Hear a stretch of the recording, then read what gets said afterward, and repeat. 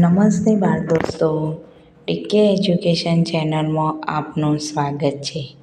આજે આપણે ધોરણ 3ની સ્વાધ્યાય પોથીના ભાગ 1માં પર્યાવરણ વિષયમાં પાઠ 1 પૂનમે શું જોયુંનું સોલ્યુશન જોઈશું. તો ચાલો સોલ્યુશન જોઈએ.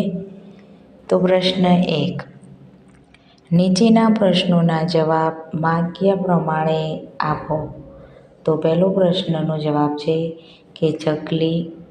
તમે જોયા હોય તેવા પાંખોવાળા 3 પ્રાણીઓના નામ આપો. તો ચકલી, કબૂતર, કાગડો, પોપટ વગેરે.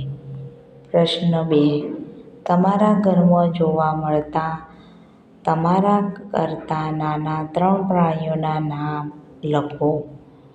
તો માખી, મચ્છર, વંદો, ગરુડિયો વગેરે. 2 પગવાળા 3 પ્રાણીઓના નામ આપો. તો વાંદરો, કાંગારૂ, કબૂતર, મોર વગેરે. તમે જોયેલા પગ વિનાના 3 પ્રાણીઓના નામ લખો. તો સાપ, અળસિયું, અજગર, ગોકળગાય વગેરે. 5મો, 4 પગથી વધુ પગ ધરાવતા હોય તેવા 3 પ્રાણીઓના નામ આપો. તો ગરુડિયો, ઓક્ટોપસ, કાનખજૂરો, વિંછી વગેરે. હવે પ્રશ્ન 6, તમે જોયા હોય તેવા લાંબી પૂંછડીવાળા 3 પ્રાણીઓના નામ લખો. તો વાંદરો, ગાય, ભેંસ, બળદ, ઘોડો વગેરે. તમારાથી ઊંચા હોય તેવા 3 પ્રાણીઓના નામ આપો. ઊંટ, જીરાફ, ભેંસ, હાથી વગેરે. તમે જોયેલા દિવાલ ઉપર ચાલતા 3 પ્રાણીઓના નામ લખો. ગરુડી, ગરુડિયો, કીડી, કાચિંડો વગેરે. પ્રશ્ન 2, પ્રાણીઓને તેમના સાચા રહેઠાણ સાથે લીટી દોરીને જોડો. તો અહીંયા રહેઠાણ આપેલા છે અને પ્રાણીઓ પણ આપેલા છે. તો પહેલું છે દેડકો. તો દેડકો શામાં રહે? તો અહીંયા જોડેલો છે કે દેડકો પાણીમાં રહે. બીજું છે પોપટ. પોપટ શામાં રહે? તો પોપટ માળામાં રહે. ત્રીજું છે મકોડો અથવા કીડી. તો તે દરમાં રહે. ગરુડી ઘરમાં રહે. બતક તો એ માળો બનાવે છે. અહીંયા છે ખિસકોલી. તો ખિસકોલી પણ ઝાડ ઉપર માળો બનાવે છે. પછી છે કબૂતર. તો કબૂતર શામાં રહે? તો કબૂતર માળામાં રહે છે. માખી છે તો તે ઘરમાં રહે છે. મગર તો પાણીમાં.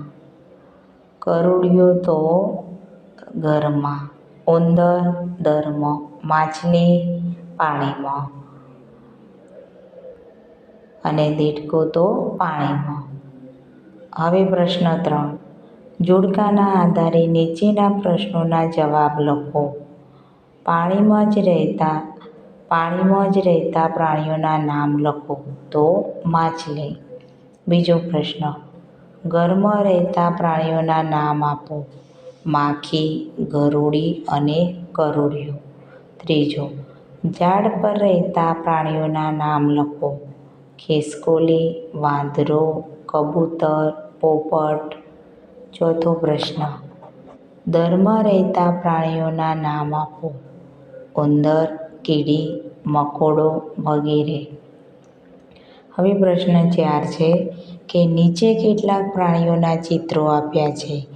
તેમાં મનગમતા રંગ પૂરી અને નીચેના બોક્સમાં તેમનું નામ લખો. તો અહીંયા પહેલું ચિત્ર છે હાથીનું, બીજું બિલાડીનું. આ ચિત્રોમાં તમારે તમારા મનગમતા રંગ પૂરવાના છે. ત્રીજું છે ગાય, ચોથું માછલી, કૂતરો અને સિંહ. પ્રશ્ન 5, માગ્યા મુજબ વર્ગીકરણ કરો.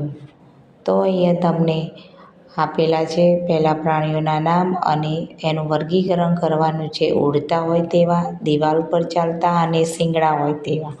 પહેલાં પ્રાણીઓ આપેલા છે ચકલી, ગરુડિયો, કાબર, સાબર, બકરી, કબૂતર, ભેંસ, કીડી, ગરુડી, ગાય, માખી અને કાચિંડો. તો હવે ઉડતા હોય તેવા પ્રાણીઓ, તો ઉડતા હોય એમાં આવશે ચકલી, બીજી આવશે માખી, કાબર, કબૂતર, બરાબર.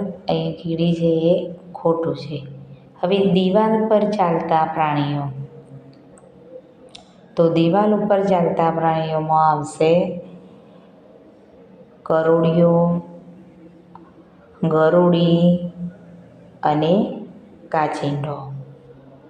હવે આવશે કે શીંગડા હોય તેવા પ્રાણીઓ અને દિવાલ ઉપર કીડી પણ આવશે. શીંગડા હોય તેવા પ્રાણીઓ, તો શીંગડા હોય તેવા પ્રાણીઓ આવશે સાબર, બકરી, ભેંસ, ગાય વગેરે શીંગડા હોય તેવા પ્રાણીઓ. હવે ઉંદરને તેના દર સુધી પહોંચાડો.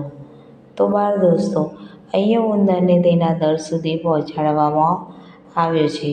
એ રસ્તાથી તમે પણ તેને આ રીતના તેના દર સુધી પહોંચાડી શકો છો. હવે પ્રશ્ન 7, ચિત્ર પૂરું કરો. પ્રાણીના ચિત્ર પરની લીટીઓ પર પેન્સિલ વડે ગુંથો. હવે વચ્ચેથી ઊભી લીટીથી કાગળને વાળો. વાળેલા કાગળને પાછળની બાજુએથી ઊંધી પેન્સિલ કે અંગૂઠા વડે હળવેથી ઘસો.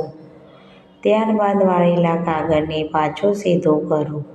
ચિત્રની સામેની બાજુએ પડેલા છાપને પેન્સિલથી દોરો. આ રીતના ચિત્ર દોરી અને તમારે છાપ પાડી અને કાગળ ઊંધો વાળી અને તેની છાપ પાડવાની છે.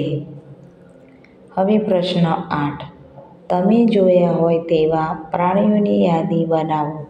કૂતરા કરતાં નાના હોય તેવા પ્રાણીઓ, તો કૂતરા કરતાં નાના હોય તેવા પ્રાણીઓ પહેલું જ લખેલું છે અહીંયા કાચબો, ઉંદર, બિલાડી અને સસલું.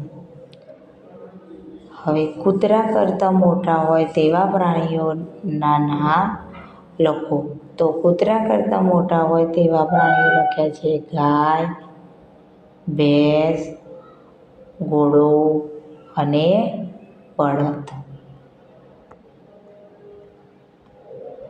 નીચેના આપેલા પ્રાણીઓના ચિત્રને કદના આધારે સૌથી નાનાથી મોટા સુધીના ક્રમાંકમાં આપો. તો અહીંયા પ્રાણીઓ આપેલા છે એને ક્રમાંકમાં લખવાનું છે. તો સૌથી નાની આવશે માખી, બીજા નંબરે આવશે ગરુડિયો. એમને એમના નંબર પ્રમાણે ગોઠવવાના છે. પછી ઉંદર, કાચબો, સસલું, બકરી, સાબર, ગાય અને છેલ્લે આવશે ઊંટ. અને એ પ્રાણીઓને એમના ચડતા ક્રમમાં, એટલે કે સૌથી નાનું એનાથી મોટું 1 2 3 4 એ રીતના લખવાનું છે. અહીંયા નંબર આપેલા છે બાળ દોસ્તો, એ રીતે અહીંયા લખવાનું છે. તો પહેલું છે માખી, ગરુડિયો બીજું છે, ત્રીજું છે ઉંદર, ચોથું છે કાચબો, પાંચમું સસલું, છઠ્ઠું બકરી, સાતમું સાબર, આઠમું ગાય અને નવમું ઊંટ. હવે નીચે આપેલા ચિત્રમાં એકથી વધુ પ્રાણીઓ ભેટસેળ થઈ ગયા છે. તેમને ઓળખી તેમના નામ લખો. તો અહીંયા બધા પ્રાણીઓ ભેગા થઈ ગયા છે, એમને ઓળખવાના છે અને એ પ્રમાણે એના નામ લખવાના છે. તો અહીંયા ઘોડો દેખાય છે, તો અહીંયા લખેલા છે નામ ઘોડો. ઉપરના ચિત્રમાં જોઈને જ નામ લખવાના છે. તો ઘોડો, બિલાડી, ગાય દેખાય છે તો ગાય, ઘેટો, બકરી, શિયાળ, કૂતરો, ડુક્કર વગેરે.